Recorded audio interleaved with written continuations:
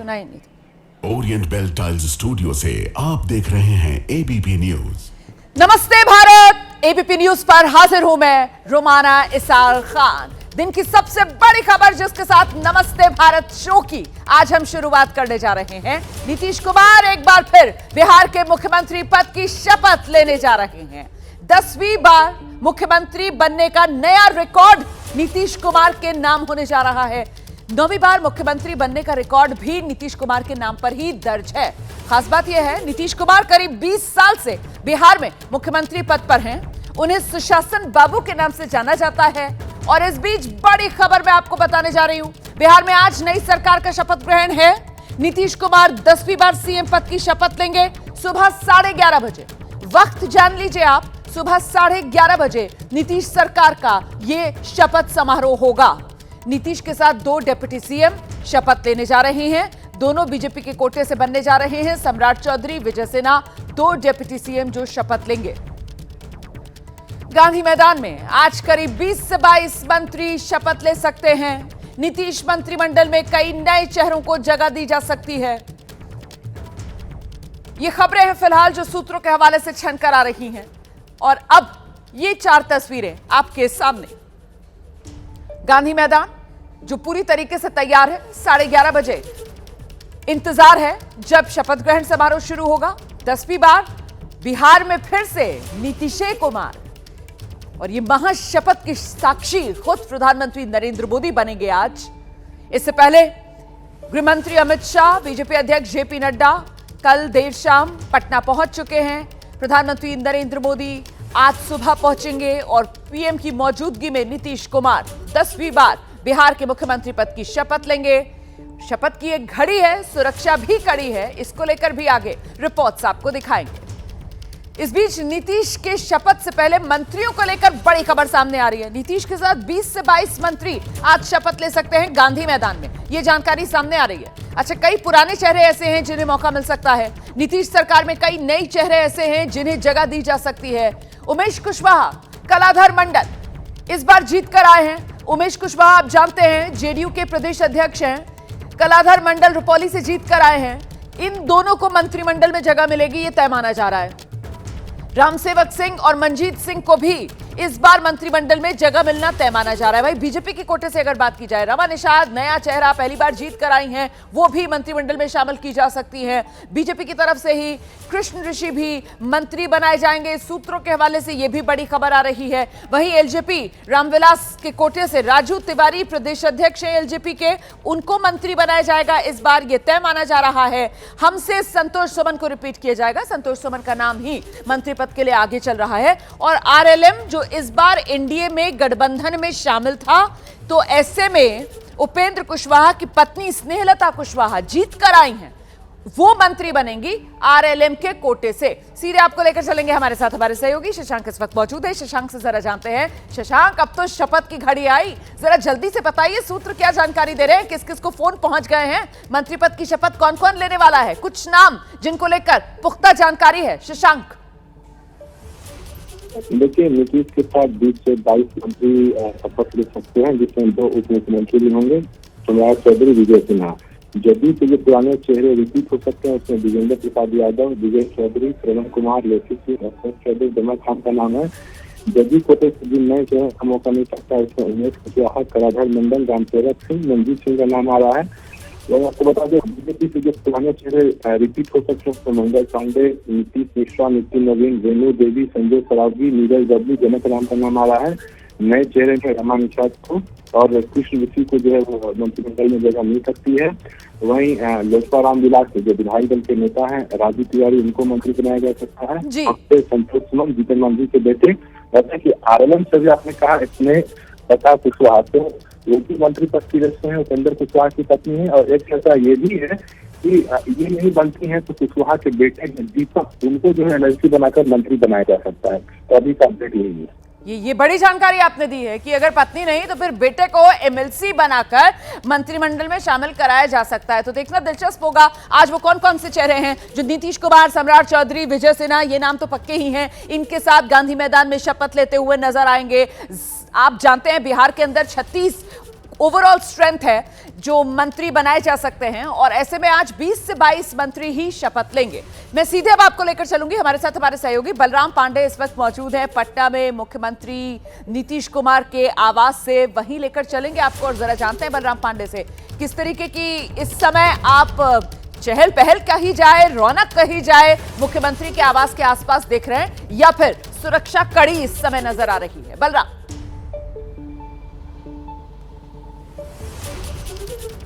बिल्कुल, देखिए इस वक्त हम सीएम आवास पे ही मौजूद हैं। यहाँ पर सुरक्षा के पुख्ता इंतजाम किए गए हैं क्योंकि आज शपथ ग्रहण समारोह है। तो ऐसे में मुख्यमंत्री के तौर पर नीतीश कुमार 10वीं बार शपथ लेंगे। लेकिन उनके आवास के बाहर आप देख सकते हैं जो बधाई के पोस्टर हैं, बैनर हैं, वो लगाए गए हैं और लगातार उन्हें बधाई दी जा रही है कार्यकर्ताओं की तरफ से, नेताओं की तरफ से, बिहार की जनता की तरफ से। और बार बार ये कहा जा रहा है कि बिहार मतलब नीतीश कुमार, और जिस तरीके से एनडीए का नेता उन्हें चुना गया एक बार फिर से, उसको लेकर के तमाम बधाई के पोस्टर आप देख सकते हैं कि यहां पर लगा हुआ है। साथ ही प्रधानमंत्री नरेंद्र मोदी के साथ भी उनकी तस्वीर लगा करके लिखा गया है कि बिहार की जनता का आभार, अब बनेगा विकसित बिहार। तो कहीं ना कहीं जो बधाई है वो लगातार दी जा रही है क्योंकि ये ऐतिहासिक जीत है। जिस तरीके से एनडीए को प्रचंड बहुमत मिला है, उसको लेकर के जो भी घटक दल हैं, जो भी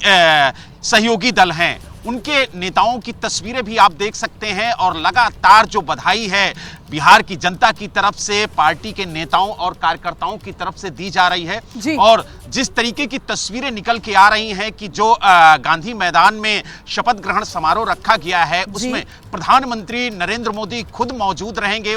इसके अलावा जो एनडीए के राज्य है जहां पर एनडीए की सरकार है, वहां के 11 मुख्यमंत्री भी इस शपथ ग्रहण समारोह में शामिल होंगे। चाहे वो उत्तर प्रदेश के मुख्यमंत्री हों, चाहे उत्तराखंड के मुख्यमंत्री हों, चाहे दिल्ली की मुख्यमंत्री हों, मध्य प्रदेश के तमाम मुख्यमंत्री। और इसके अलावा अगर साथियों की बात की जाए तो चंद्रबाबू नायडू वो यहां शपथ ग्रहण समारोह में शिरकत करेंगे। और वहीं डिप्टी सीएम महाराष्ट्र के एकनाथ शिंदे, उनको नाम को लेकर भी बताया जा रहा है कि वो भी पहुंचेंगे इस शपथ ग्रहण समारोह में शिरकत करने के लिए। रहिए मेरे साथ बलराम, लौटूंगी आपके पास। नीतीश की शपथ से पहले जेडीयू का एक्स सोशल मीडिया पर एक संदेश सामने आया है, ये अब मैं आपको बताने जा रही हूं। मैं नीतीश कुमार ईश्वर की शपथ लेता हूं।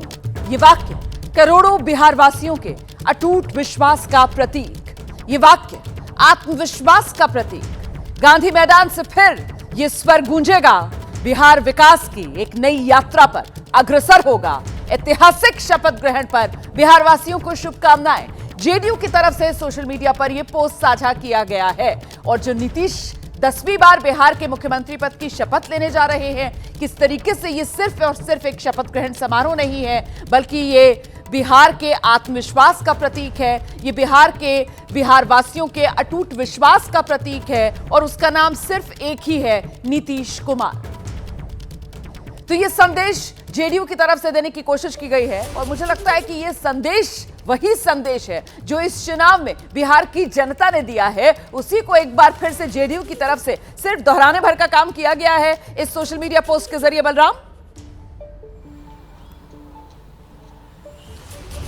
बिल्कुल, देखिए जिस तरीके से 10वीं बार नीतीश कुमार बतौर मुख्यमंत्री के रूप में शपथ ग्रहण करेंगे तो कहीं ना कहीं ये ऐतिहासिक पल है। और आप देखिए 20 सालों से लगातार वो बिहार के मुख्यमंत्री हैं। हालांकि चाहे वो एनडीए के साथ जुड़ करके मुख्यमंत्री बने हों या एनडीए का साथ छोड़ने के बाद मुख्यमंत्री बने हों, लेकिन बिहार में 20 सालों से सिर्फ वही मुख्यमंत्री हैं। और जो ऐतिहासिक पल आज है नीतीश कुमार के लिए, वो कहीं ना कहीं इतिहास के पन्नों में दर्ज होगा कि 10वीं बार बतौर मुख्यमंत्री गांधी मैदान में नीतीश कुमार ने शपथ ली। और जिस तरीके से बार बार अटकलें लगाई जा रही थी कि मुख्यमंत्री का चेहरा कौन होगा, तो एबीपी न्यूज लगातार ये कह रहा था कि नीतीश कुमार पर ही एनडीए भरोसा जताएगा क्योंकि नीतीश कुमार के चेहरे पर ही एनडीए ने चुनाव लड़ा। और जिस तरीके से बम्पर वोटिंग हुई, जिस तरीके से प्रचंड बहुमत एनडीए को मिला, उससे स्पष्ट हो गया कि नीतीश कुमार को ही मुख्यमंत्री का चेहरा बनाया जाएगा। और 10वीं बार जब वो शपथ नीतीश लेंगे कुमार मुख्यमंत्री पद की शपथ लेने जा रहे हैं। और ये मुख्यमंत्री पद की शपथ का सिलसिला कब से शुरू हुआ था?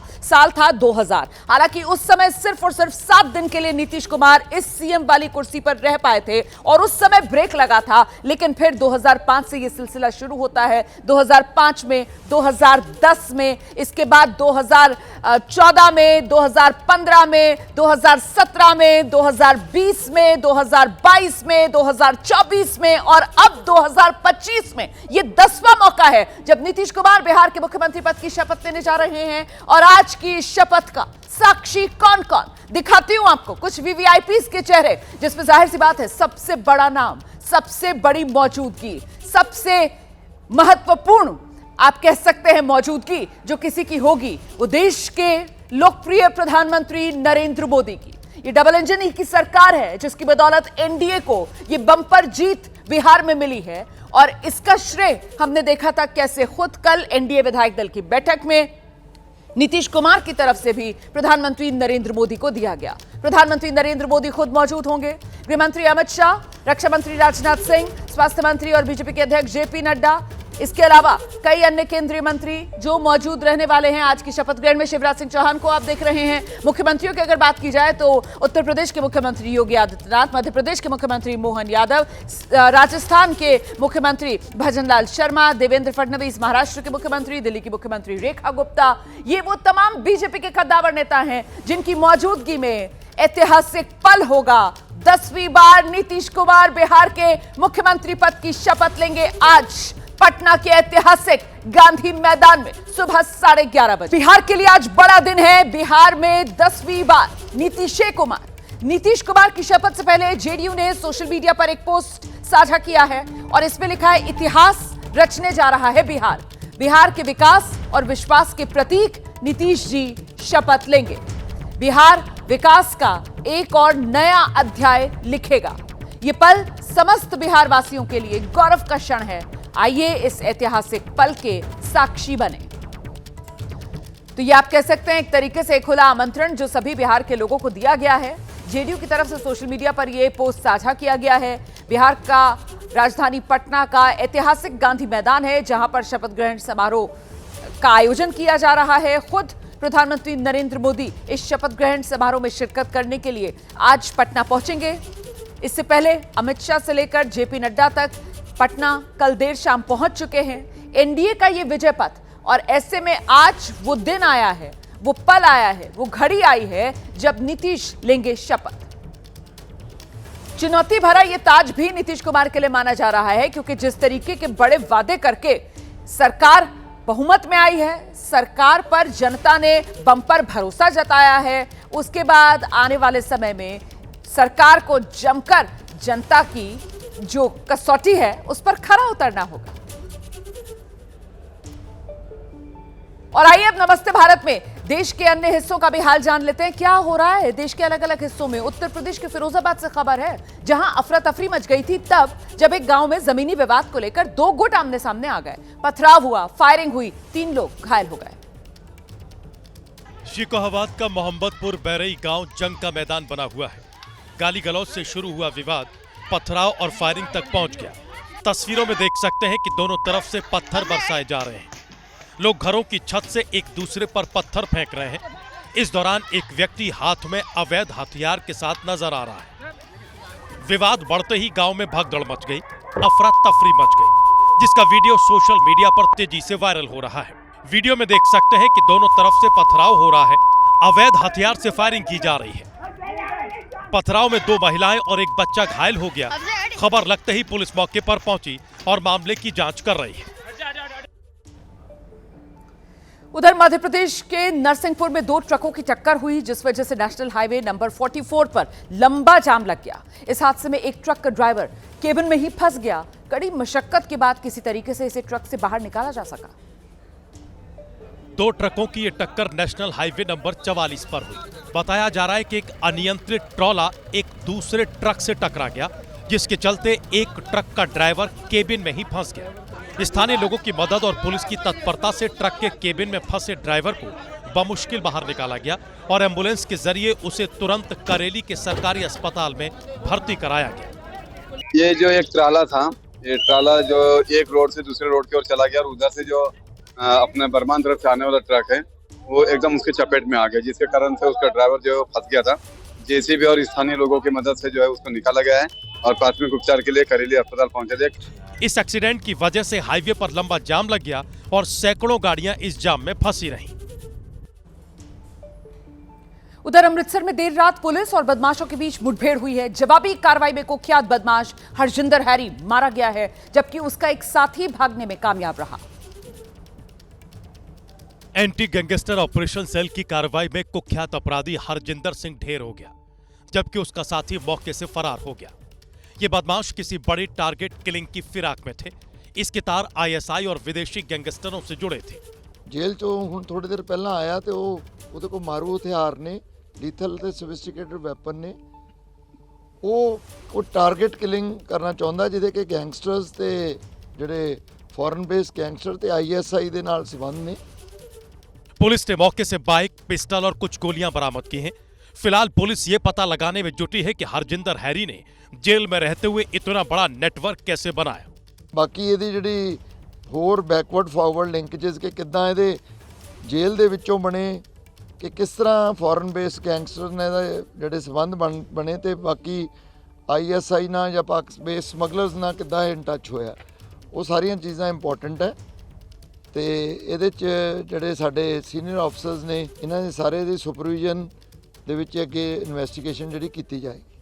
हरजिंदर हैरी कई बार जेल जा चुका है और 7 नवंबर को वो जेल से बाहर आया। बड़ी वारदात को अंजाम देता उससे पहले ही अमृतसर पुलिस ने उसे ऊपर पहुंचा दिया। विदेश की कुछ खबरों पर नजर डालते हैं। इटली में बादल फटने से भारी तबाही। हालात ये हो गए कि घरों और स्कूलों में पानी भर गया, जिसके बाद स्कूल्स को अगले आदेश तक इटली में बंद किया गया है। इटली में सपरी शहर में आसमानी आफत से हाहाकार मच गया। बादल फटने के बाद शहर में सैलाब आ गया। पूरा इलाका पानी में डूबा हुआ है। तस्वीरों में देख सकते हैं कि सड़कें नदी और नालों में तब्दील हो गई हैं। यहाँ तक कि घरों में पानी के साथ मलबा घुस गया। गलियों में खड़ी कारें पानी में डूबी हुई हैं। जिधर भी नजर डालो सिर्फ और सिर्फ पानी ही नजर आ रहा है। नागरिक सुरक्षा विभाग लगातार हालात पर नजर बनाए हुए है। फिलहाल हालातों को देखते हुए स्कूलों को बंद कर दिया गया है।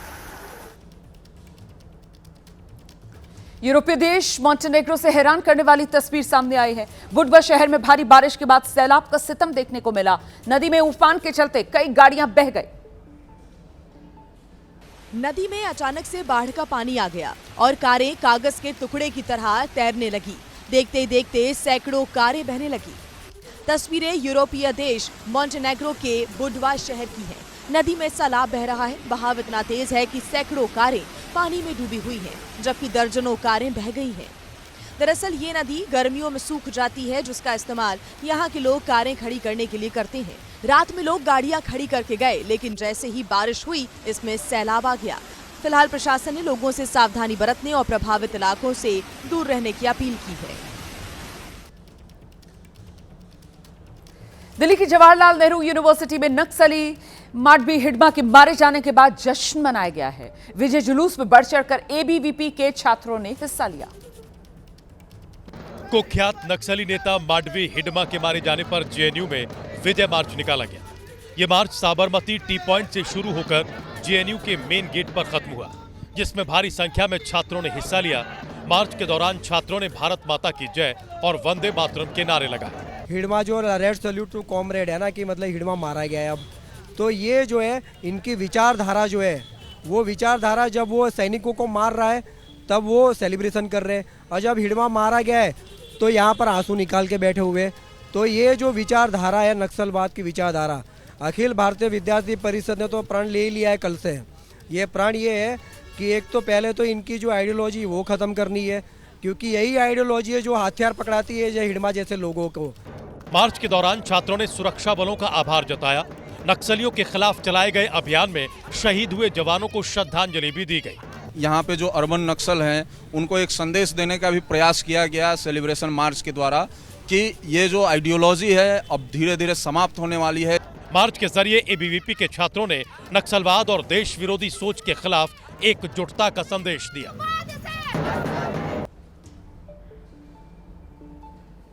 उधर वाराणसी में कफ सिरप की बड़ी खेप बरामद हुई है। कफ सिरप की ये खेप एक गोदाम में रखी गई थी और इसे चंदौली भेजा जाना था। इस बीच गड़बड़ी की शिकायत मिलने पर वाराणसी पुलिस ने कार्रवाई की। पुलिस टीम ने जब गोदाम में तलाशी शुरू की तो उसे भारी मात्रा में अवैध कफ सिरप स्टोर किया हुआ मिला। पहले पुलिस के आला अधिकारियों ने पहुंचकर जांच की और इस बीच जांच के लिए ड्रग इंस्पेक्टर को भी बुलाया गया। देखिए, जो टोटल जो शीशियां हैं वो लगभग 93,000 यानी उनकी जो वैल्यू है वो लगभग 2 करोड़ के आसपास की है। गोदाम से जांच टीम को एक्सपायर्ड कफ सिरप की 19,000 बोतलें मिली है। जांच के मुताबिक इसे गाजियाबाद से चंदौली जाना था और इसे वाराणसी के गोदाम में रखा गया था। अब जांच का दायरा बढ़ाते हुए गाजियाबाद और चंदौली में भी जांच की जा रही है। जो बिल्स पे हैं वो बैच नंबर इससे मिसमैच हो रहे हैं और जो स्टोरेज के नियम है उसका भी पालन नहीं किया जा रहा है, तो इसी पे हम लोग जो कार्रवाई वो कर रहे हैं। पुलिस ने मौके से गोदाम के केयरटेकर को गिरफ्तार कर लिया है। साथ ही गोदाम को रेंट पर लेने वाले शख्स की भी तलाश की जा रही है। उधर दक्षिण कोरिया में बीच समंदर एक फेरी के फंसने से हड़कंप मच गया। इस फेरी पर करीब 267 लोग सवार थे और ये लोग मुकापो शहर जा रहे थे। जेजू द्वीप से जब फेरी रवाना हुई तो सब लोग अपनी जगह पर बैठे। कुछ लोग लेटे हुए थे। फेरी में सब कुछ सामान्य था और सब अपनी यात्रा जल्द से जल्द खत्म होने का इंतजार कर रहे थे। जहाज दक्षिण कोरिया के दक्षिणी द्वीप जेजू से दक्षिण पश्चिमी बंदरगाह शहर मोकोपो के लिए रवाना हुआ था। फेरी ने थोड़ी दूर का सफर ही तय किया था कि एक जोरदार झटके के साथ समंदर के बीच में फेरी खड़ी हो गई। ऐसा लगा जैसे चलती फेरी को किसी ने नीचे से पकड़कर उठा दिया हो। एकाएक फेरी रुक गई। जहाज में सफर कर रहे लोगों में भगदड़ मच गई। तटरक्षक बल ने बताया कि लगभग 270 लोगों को ले जा रही एक दक्षिण कोरियाई नौका बुधवार को देश के पश्चिमी तट के पास चट्टानों पर फंस गई है। किसी के हताहत होने की कोई खबर नहीं है। तटरक्षक बल के मुताबिक उन्हें बुधवार देर रात इस घटना की सूचना मिली। जहाज पर 267 लोग सवार थे, जिनमें 246 यात्री और 21 चालक दल के सदस्य शामिल थे। ये अभी तक साफ नहीं हो पाया है कि जहाज उथले पानी में क्यों गया। वहीं यूक्रेन के टर्नोपिल शहर पर हुए रूस के हमले में कम से कम 25 लोगों की मौत हुई है। रात में रूसी हमले के बाद रिहायशी इमारत से लोगों को बचाने की कोशिशें शुरू हुई, लेकिन तब तक 9 मंजिला इमारत में कई की मौत हो चुकी थी।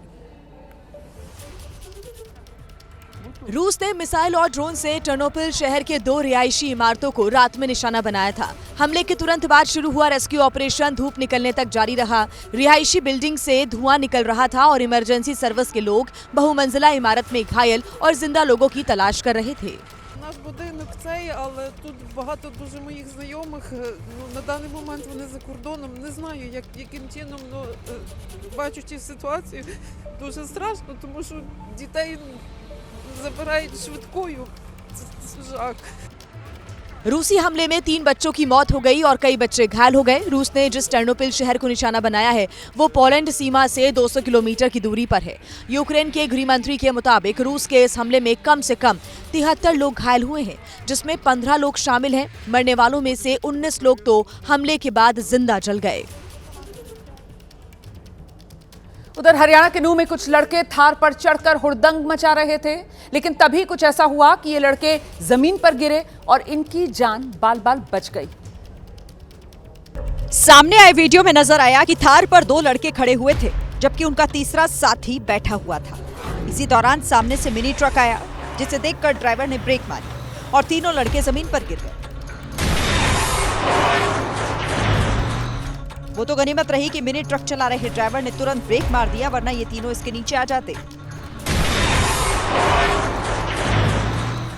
हरियाणा के डीजीपी का साफ निर्देश है कि कोई भी शख्स कार की छत पर चढ़कर हुड़दंग नहीं मचाएगा। बावजूद इसके उत्पाती लड़के ये मानने को तैयार नहीं। ये वीडियो भी नूह का है, जहां कुछ दिन पहले बारात में शामिल हुए लड़कों ने जमकर उपद्रव मचाया। बारात में थार की छत पर चढ़कर रील बनाना, एनर्जी ड्रिंक पीना और खतरनाक स्टंट करना आम बात हो गई है।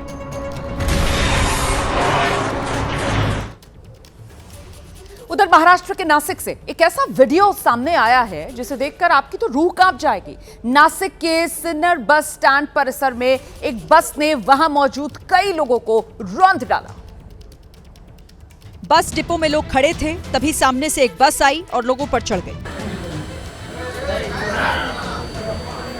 लोग कुछ समझ पाते उससे पहले ही बस ने उन्हें रौंद दिया। हादसा सुबह 11 बजे हुआ। उस वक्त बस स्टैंड पर काफी संख्या में यात्री मौजूद थे।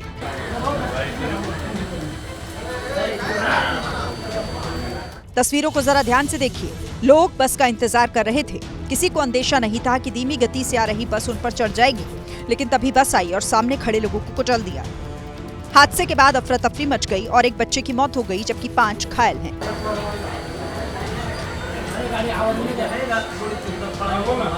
इस भयानक हादसे की वजह बस का ब्रेक फेल होना माना जा रहा है।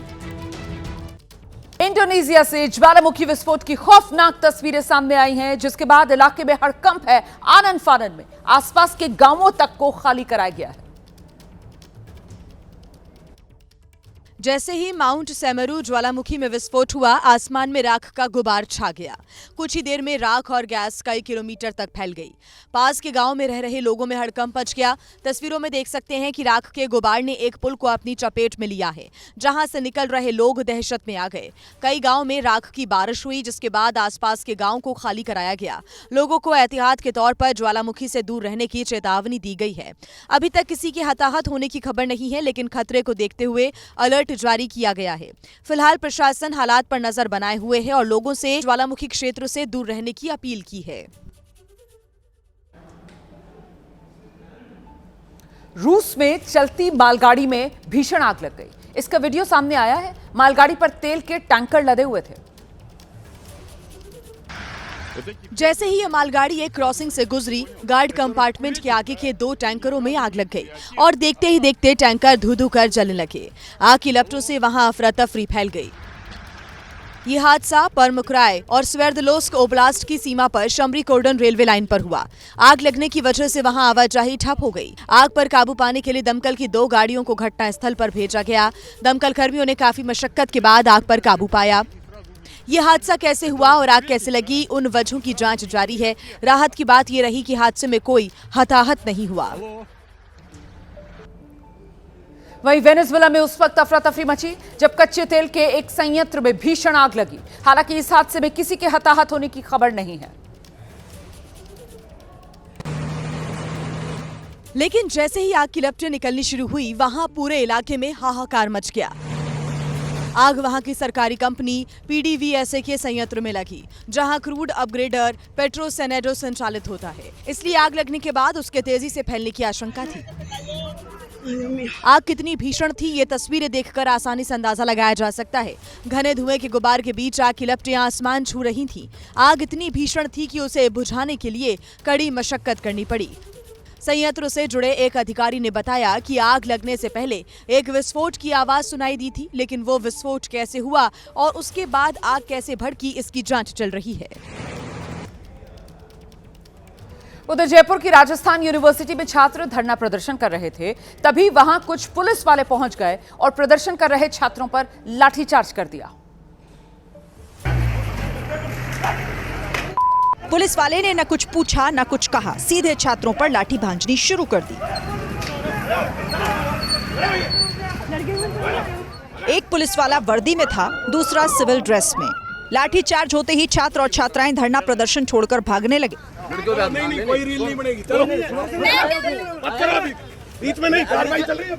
इसके बाद एक पुलिस वाला आया और तीनों ने मिलकर एक छात्र को बुरी तरह से पीट दिया।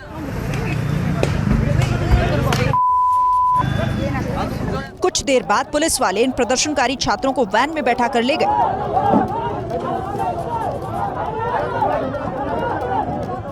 दरअसल यूनिवर्सिटी फीस बढ़ोतरी के खिलाफ ये छात्र प्रदर्शन कर रहे थे और रजिस्ट्रार ऑफिस के बाहर धरना दे रहे थे।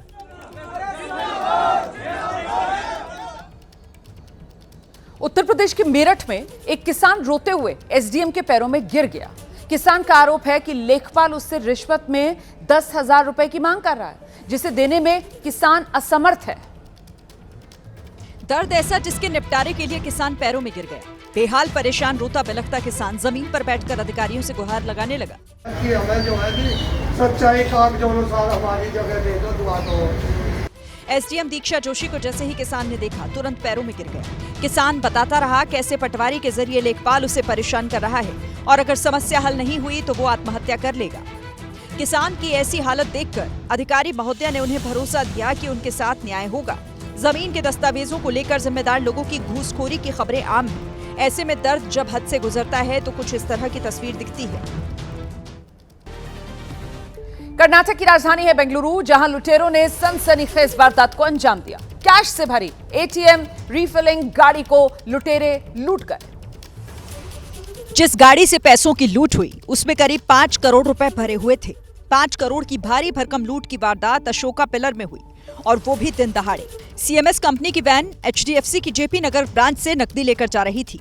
रास्ते में कार सवार बदमाशों ने गाड़ी का रास्ता रोका, खुद को सेंट्रल टैक्स अधिकारी बताकर जांच के लिए दस्तावेजों की मांग की। आरोपियों ने नकदी के साथ साथ पैसे ले जा रहे लोगों को अपनी कार में बैठा लिया और काफी दूर ले जाने के बाद सीएमएस कर्मियों को कार से उतारकर नकदी लेकर फरार हो गए।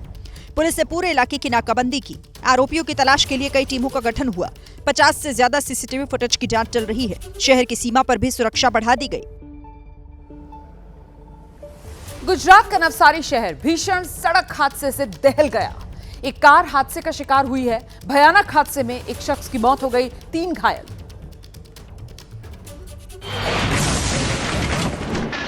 अचानक कार ने नियंत्रण खोया और सीधे खंभे से जा टकराई। तेज रफ्तार में दौड़ती कार का कचूमर निकल गया। खतरनाक हादसे में ड्राइवर सीट के बगल में बैठे एक नाबालिग की मौके पर मौत हो गई। जहां हादसा हुआ वो एक मॉल का एंट्री गेट था जिसके पास लगे खंभे से कार टकरा गई। जैसे ही टक्कर हुई एक युवक ड्राइवर सीट से बाहर निकला और मदद की गुहार लगाता रहा। अपने और दोस्तों को अस्पताल ले जाने के लिए चिल्लाता रहा लेकिन किसी का दिल नहीं पसीजा, कोई नहीं रुका। बताया जा रहा है कि कार के सामने अचानक एक कुत्ता आ गया जिसे बचाने की कोशिश में कार खंभे से जा टकराई। इसके बाद की तस्वीरें तो और भी ज्यादा भयानक हैं। पूरी कार टूट-फूट कर बिखर गई। हर तरफ तबाही का डरावना मंजर दिखा। आप जानते हैं एक ऑटो में नियमों के हिसाब से 3 लोग बैठ सकते हैं। अगर बड़ा डीजल वाला ऑटो हो तो मान लीजिए आप कि ड्राइवर 8 लोगों को बिठा लेगा अपने साथ, लेकिन तेलंगाना में एक ड्राइवर ने अपनी कमाई के लिए ऑटो में स्कूल जा रहे 23 बच्चों को बिठाया था। जाहिर है इसके लिए उन मासूम बच्चों को ठूस कर अंदर भरा गया था। ट्रैफिक पुलिस वाले ने जब ऑटो रोककर एक बच्चे को निकाला तो 1 2 3 4 5 6 7 8 9 10 इस तरह गिनती बढ़ती ही जा रही थी। आखिरी बच्चे के उतरने तक पता चला कि ऑटो वाले ने कुल 23 बच्चे एक जगह बैठा रखे थे। सिर्फ अपनी कमाई के लिए ये बच्चे ऐसी जगह फंसे थे जहां सांस लेना भी मुश्किल था। अब ऑटो जब्त कर ड्राइवर पर कार्रवाई की गई है। वहीं उत्तर प्रदेश में एसआईआर के जो फॉर्म्स हैं तेजी से भरे जा रहे हैं। इसको भरवाने के लिए पूरा सरकारी तंत्र जमीन पर उतरा हुआ है, लेकिन बस्ती में जब लापरवाही बरती गई तो एसडीएम आग बबूला हो गए। एसडीएम को जब पता चला कि अभी तक बीएलओ ने एक भी फॉर्म नहीं भरा है तो उसकी क्लास लगा दी। एक भी फॉर्म नहीं भरा है, लिखो तहरीर लिखो, एक सादा पन्ना लाओ, सादा पन्ना लाओ, तहरीर लिखो। बस्ती सदर तहसील के एसडीएम का नाम शत्रुघ्न पाठक है, जिनका वीडियो वायरल हो रहा है। ये विकास विभाग के जितने तुम लोग हो ना, तुम लोग एक भी काम नहीं करते, केवल फ्री का पैसा, केवल फ्री का पैसा। छोड़ दो ना नौकरी, काम नहीं करना है तो। एसडीएम इस कदर आग बबूला हुए कि उन्होंने तत्काल मुकदमा दर्ज करने के लिए तहरीर लिखवा दी और बीएलओ से सरकारी नौकरी छोड़ देने के लिए कहा। जो सरकार का पैसा ले रहे हो ना, तो सरकारी काम क्यों नहीं करते? और सरकारी काम नहीं करना है तो छोड़ दो नौकरी। दरअसल एसडीएम एसआईआर की प्रगति रिपोर्ट जानने के लिए ग्राउंड पर उतरे थे। इस दौरान उन्होंने नोडल अधिकारी और बीडीओ की भी क्लास लगा दी। आप यहाँ के नोडल थे और इन्होंने फॉर्म नहीं भरा तो आपने क्यों नहीं दिया लिख के? सर हम बीडीओ साहब को अवगत कराए थे। बताइए बीडीओ साहब, इन्होंने आपको नहीं बताया था। उधर बीएलओ को दर्द ये है कि उन्हें एक दिन के लिए 33 रुपए का मेहनताना मिलता है। ऊपर से सर्वर न चलने से भी परेशानी बढ़ जाती है, लेकिन उनकी सुनने वाला कोई नहीं। वहीं जयपुर में वोटर लिस्ट के रिवीजन की प्रक्रिया के दौरान कुछ मुस्लिम युवकों ने बीएलओ से बहस की। उन युवकों का पक्ष लेते हुए कांग्रेस पार्टी ने भी उनका समर्थन किया। उन युवकों का आरोप था कि इलाके में एसआईआर का फॉर्म बांट रही बीएलओ जानबूझकर समुदाय विशेष के घर फॉर्म देने नहीं जा रही। आप वहाँ गए थे फॉर्म देने? नहीं गए थे, हम आए हैं फॉर्म लेने। आपने नाम किस बेस पे काटा? बीएलओ की सफाई के बाद भी युवकों का गुस्सा शांत नहीं हुआ। उन्होंने जानबूझकर उनके नाम काटने के आरोप लगाए। ये घर आए तो फॉर्म नहीं दे, घर आके इन्होंने फॉर्म नहीं दिया। यहाँ इनसे लेने आ रहे हैं तो इन्होंने कह रहे मैंने नाम काट दिया। भाई आपने किस बेस पे नाम काटा है? वायरल होते हुए ये वीडियो कांग्रेस पार्टी तक पहुंचा तो उन्होंने लिखा, वोट का अधिकार छीनना संविधान पर हमला है, ये बर्दाश्त नहीं किया जाएगा। जयपुर के झोटवाड़ा इलाके के इस वीडियो में कौन सा पक्ष सही और कौन सा पक्ष गलत है, इसकी स्पष्टता अभी नहीं है।